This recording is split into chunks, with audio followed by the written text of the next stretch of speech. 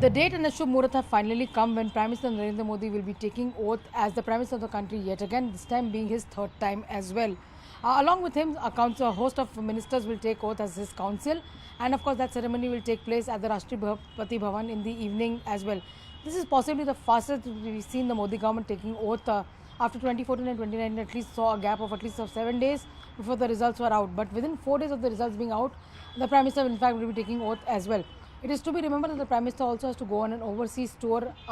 next week. He in fact will be going to Italy for G7 on the 13th and 14th of June, and that's the reason there's possibly been a hurry to swear the new council in and for the Prime Minister to in fact be able to represent India at a global stage yet again as well. But before that, the NDA leaders meeting which takes place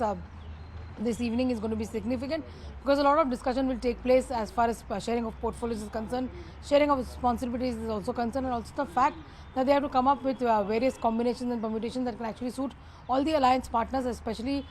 key stakeholders like JDU and of course TDP, who hold the key as far as this alliance is concerned. The Prime Minister in fact will also be present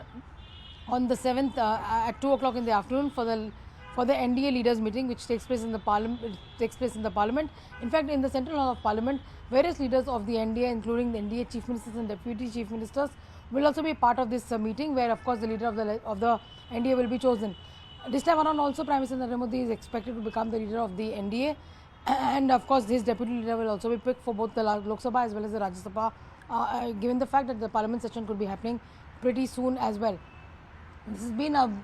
a third record time victory for Prime Minister Narendra Modi, especially the fact that nobody after Pandit Jawaharlal Nehru in 1962 was able to ever achieve this feat, and Prime Minister Narendra Modi holds the record after 1976 to become the third Prime Minister in a row to hold office 3 times